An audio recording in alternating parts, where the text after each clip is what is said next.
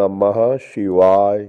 अपने भक्तों के प्रेम से उनके अधीन हो जाने वाले श्री हरि ने महाराज नाभि के यहाँ पुत्र रूप में आने का वर दिया और ऋषभ देव के रूप में भगवान का अंश कला अवतार हुआ। ये कथा संक्षेप में श्रीमद् भागवत पुराण के इस वीडियो में प्रस्तुत है।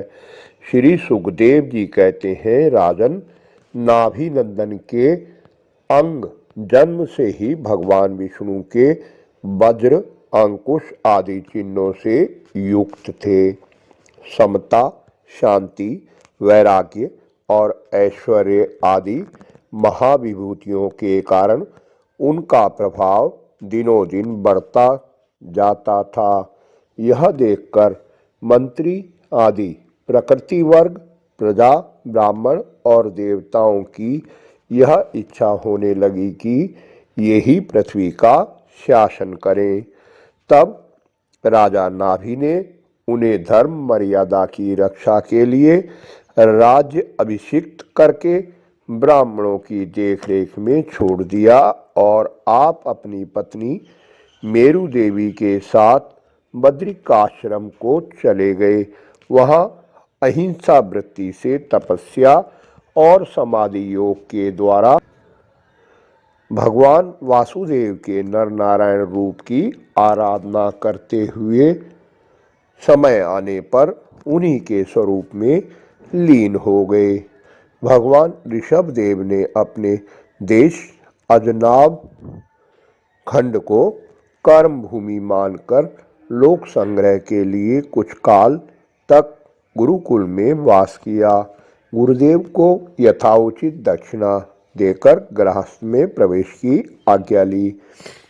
फिर लोगों को गृहस्थ धर्म की शिक्षा देने के लिए देवराज इंद्र की दी हुई उनकी कन्या जयंती से विवाह किया तथा श्रोत स्मार्त दोनों प्रकार के शास्त्र उपदिष्ट कर्मों का आचरण करते हुए उसके गर्भ से अपने ही समान गुण वाले 100 पुत्र उत्पन्न किए। उनमें महायोगी भरत जी सबसे बड़े और सबसे अधिक गुणवान थे।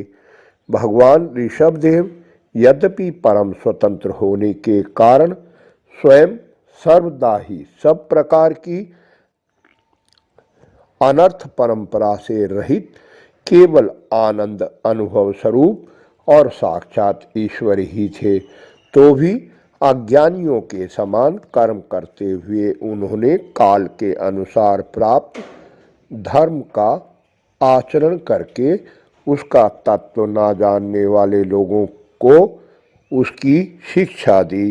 साथ ही सम, शांत, सुहृद और कारुणिक रहकर धर्म, अर्थ, यश, संतान, भोग, सुख और मोक्ष का संग्रह करते हुए गृहस्थ आश्रम में लोगों को नियमित किया। महापुरुष जैसा जैसा आचरण करते हैं दूसरे लोग उसी का अनुकरण करने लगते हैं। यद्यपि वे सभी धर्मों के सार रूप वेद के गूढ़ रहस्य को जानते थे, तो भी ब्राह्मणों की बतलाई हुई विधि से साम, दान आदि नीति के अनुरूप उन्होंने शास्त्र और ब्राह्मणों के उपदेशानुसार भिन्न भिन्न देवताओं के उद्देश्य से द्रव्य, देश, काल, आयु, श्रद्धा और ऋत्विज आदि से सुसंपन्न सभी प्रकार के 100 यज्ञ किए। भगवान ऋषभ देव के शासनकाल में इस देश का कोई भी पुरुष अपने लिए किसी से भी अपने प्रभु के प्रति दिन दिन बढ़ने वाली अनुराग के सिवा और किसी वस्तु की कभी इच्छा नहीं करता था। एक बार भगवान ऋषभ देव घूमते घूमते ब्रह्मावर्त देश में पहुँचे। वहाँ बड़े बड़े ब्रह्म ऋषियों की सभा में उन्होंने प्रजा के सामने ही अपने समाहित चित्त तथा विनय और प्रेम के भार से सुसंयत पुत्रों को शिक्षा दी।